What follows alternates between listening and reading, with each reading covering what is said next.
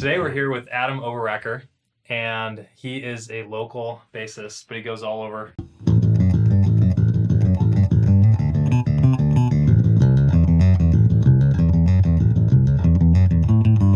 And so I wanted to ask him a bunch of questions because there are so many people that are envious of professional musicians, and I just wanted to ask you a bunch of questions that a bunch of people probably have for you, including myself. Bring it on. I'm happy to be here. Yeah. And so everyone has their story of when they started loving their instrument, bass, guitar, whatever it is.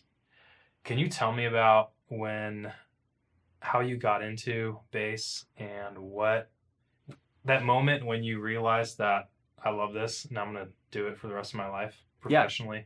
Totally. Growing up, I played piano, I played bass starting in fourth grade, but most of my childhood and and through middle school and high school, it was just fun. It was orchestra was where my friends were. It was an easy A. It was all of that sort of stuff. And it wasn't really until late in high school, early college sometime, that I started to think this is something I wanted to take seriously. Still not necessarily as a job, but I started taking lessons and I started getting serious about it. In about my second year of college, I was really trying to think of what I was going to do choose for my major, what I was going to do for a living. And yes, I have a passion for music, but music gave me some other things that are really important in my life.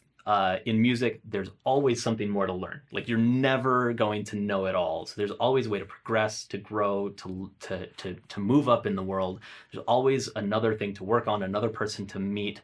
And those are things that in my life, in music and in other areas of my life, were really important to me.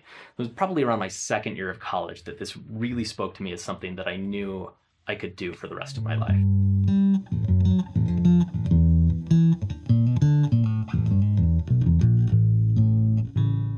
Was there like one event that really pushed you that you remember, that was inspiring to you to decide to go for it?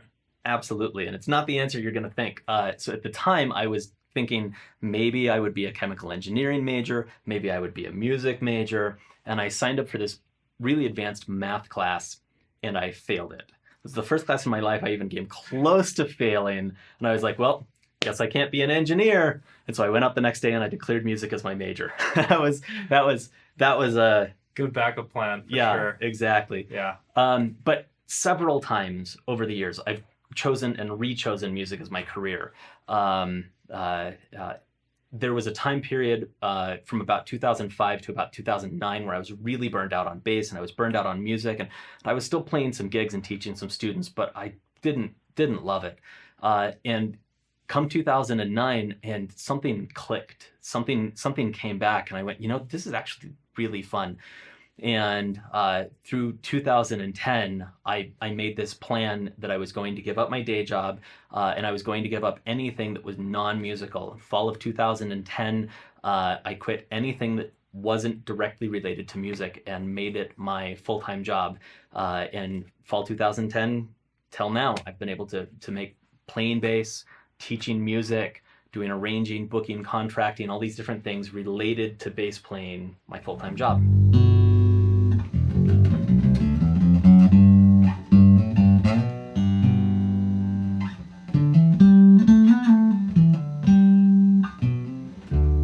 I've been really proud of that ever since.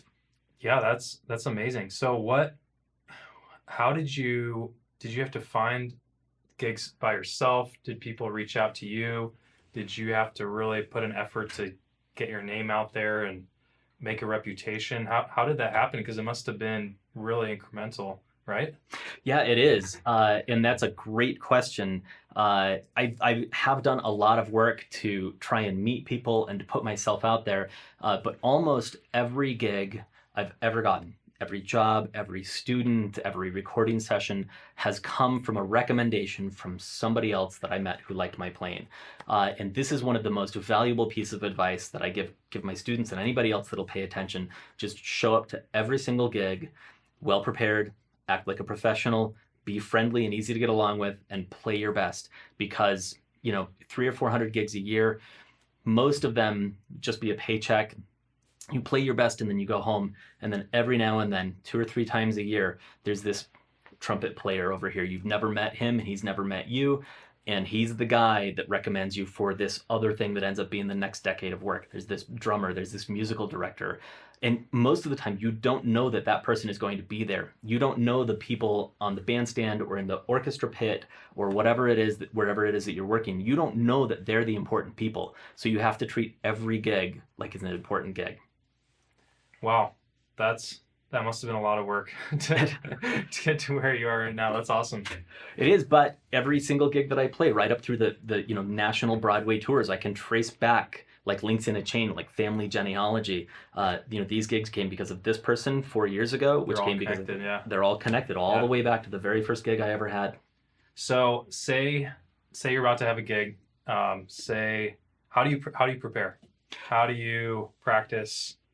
What do you do? Great question. Any secrets? Yeah, I mean, and people ask how much I practice, how often I practice. How many hours a day do you practice? It's all over the map, because I am not really great at practicing just for the sake of practice. I practice when I have something to work on, when I have a deadline, when I have a show coming up. Fortunately, I have a lot of shows coming up, so I practice a lot. But even when I don't, when there are slower times of year, I try to create that artificially for myself. I try to create deadlines for myself that make me practice. To get back to your question, what that means is that every gig has a little bit different way of preparing, right? But it's just like doing homework. You wouldn't approach your English homework in the same way that you practice work on your math homework. Same thing for gigs. If I'm preparing for a Broadway show, I am going through and I'm playing the music, but I'm also listening to the soundtrack, because I'm trying to recreate the sounds that they had when it was originally done on Broadway.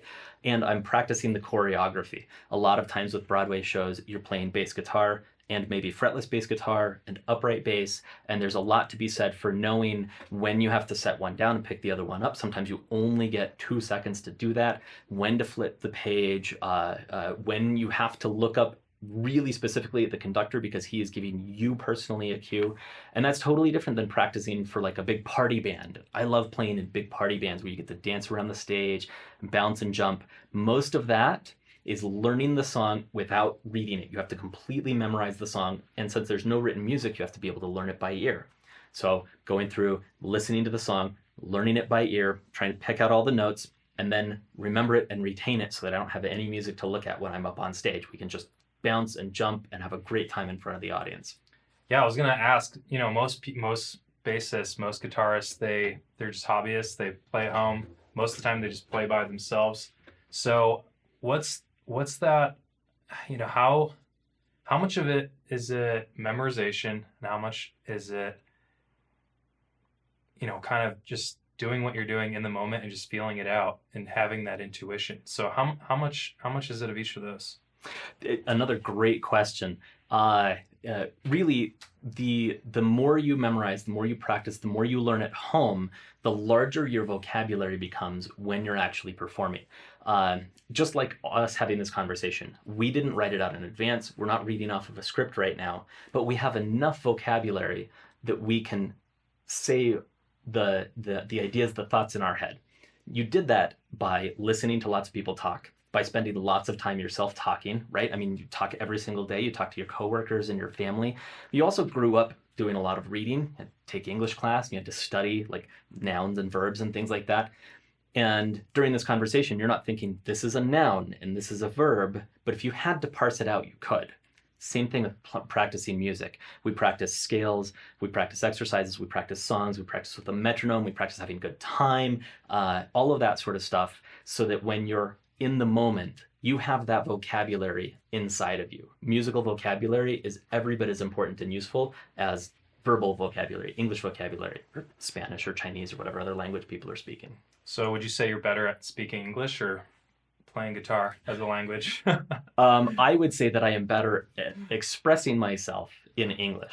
I am a bass player who likes knowing my job. I am a bass player who likes reading the music off the page or playing the notes from the recording or things like that. And I think I'm very good at that.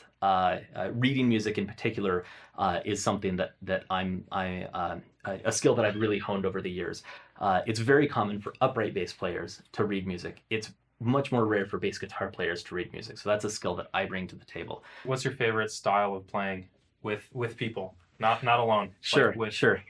would it be jazz? So I get really ADHD in my musical playing, performing, practicing, and listening. If I do too much of any one thing, I start to get really antsy. But if I had to pick one, it'd probably be funk. I mean, funk is like so centered around the bass. A close second to that for me is actually bluegrass. I love playing bluegrass. Like, bluegrass has a pocket that doesn't exist in any other music, and it is so much fun to play. I play maybe one bluegrass gig in a year, and I look forward to it all year. Yeah. I love bluegrass. Sounds like you need to get more gigs. I do. I need to get Yeah. more bluegrass gigs. Please call me for bluegrass gigs. Yeah. All right. So one more question. Mhm. What was there a goal that you've had in the past that you feel like you've achieved that you're really proud of? And do you have a goal right now that you are still yet to achieve in your I guess personal or in your music career? Yeah. So I have had several goals in the past that I've been able to achieve that I've been really proud of. Probably the biggest one of those was going on tour with Book of Mormon. I didn't realize that jobs like that existed until just a few years ago. And at the time I was like, whoa, like there's a job where I don't have to learn hours of new music every week and somebody else takes care of all of the travel. And so, I mean, it took a while, but I was eventually able to land that job touring with Book of Mormon. And I talk about it a lot, partly because it was really life-changing for me. And I talk about it a lot because I learned so much by being out with that show. I came away from that show and that experience a much better musician than I went in. As far as future goals, I would really love to write and record my own music and put together a show that can actually stand on its own. You know, put together something that people would actually buy tickets to, that could have legs for a while. And I don't know how to do that. That's not something that I've done, but I'm working on figuring it out. So, Do you have an idol that you look to as an example? Of writing a show? Yeah, that does that. Oh man, so many. For a long time, my idols were all like recording session based. It's like Nathan East and Carol Kay, and Lee Sklar and Jamerson and David Hood and people like that. But more and more now, my idols are entertainers, people that, whether or not they're technically brilliant musicians, can get up and really captivate an audience. That's not a skill that I have yet, but I'm working on it. I'm gonna get there. On your way. Yeah. Sounds like you've got the roadmap and the Big scary stuff. experience. Yeah. That's awesome. Question for you. The company so far is known really for ukuleles, for acoustic guitars, for travel instruments, especially because the carbon fiber travels so well. Take it camping, take it into a snowstorm. Why did you start designing and manufacturing bass guitars? Yeah, so growing up, I mostly played electric.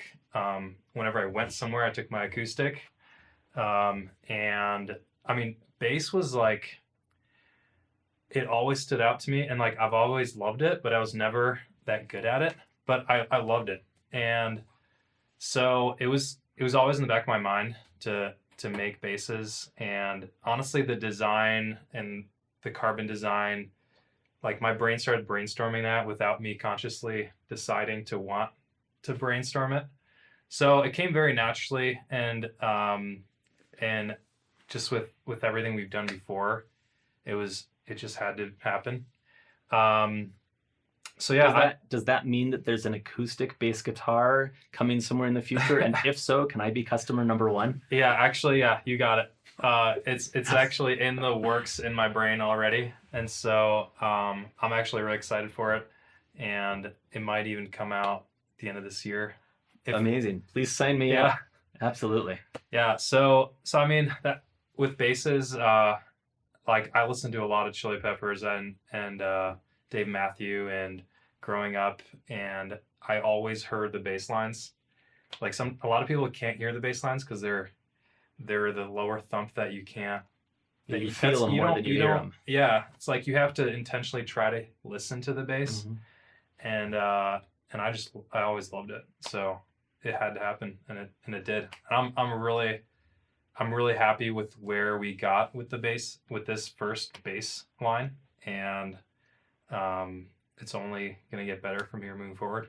Do you have, I mean, you've given so much thought to the design, the electronics, the shape of everything.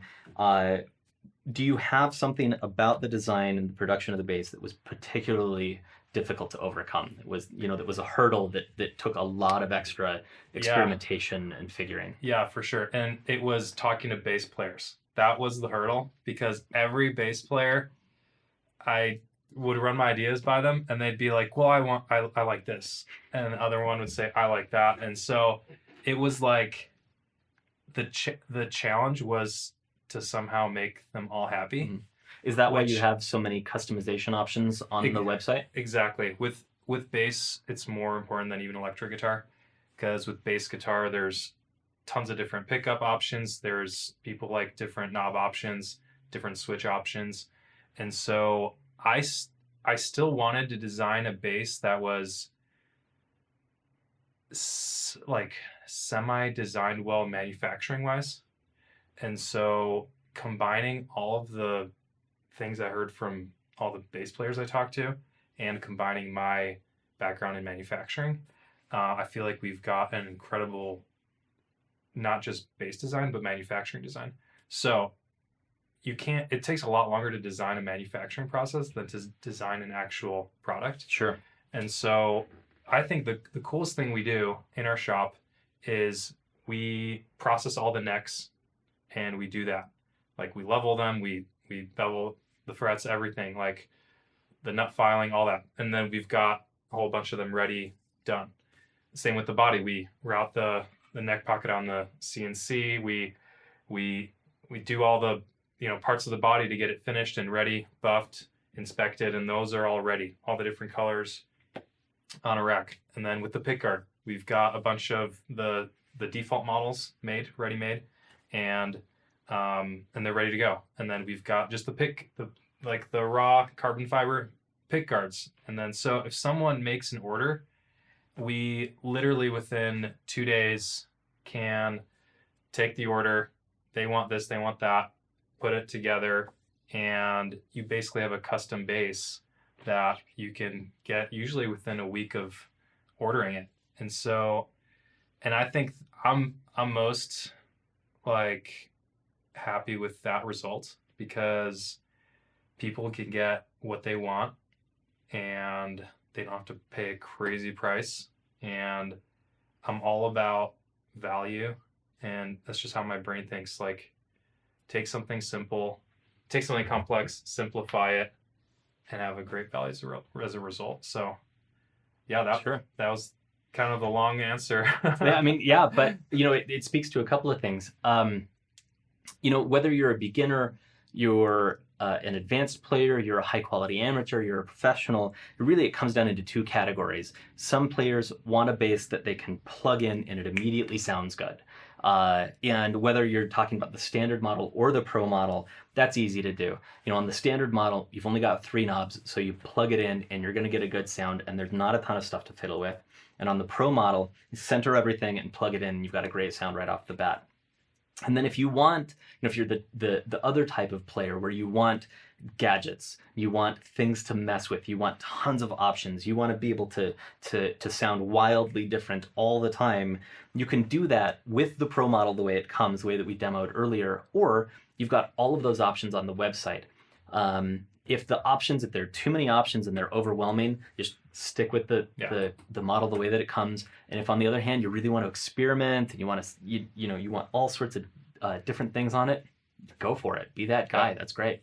Yeah, that's the coolest thing about the design, I think, is if you buy a default model and then you want to upgrade something in the future, like upgrade a pickguard with Bartolini pickups or Nordstrand or whatever, or more knobs or more switches, you can do that. Just upgrade the pickguard and you've got like a brand new bass. So the parts that are like the foundation are the neck, the body, and those are designed so well, in my opinion.